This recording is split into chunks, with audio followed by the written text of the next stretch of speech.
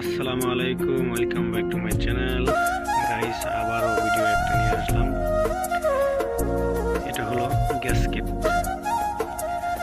আমাদের কোম্পানিতে আপনার এ ধরনের অনেক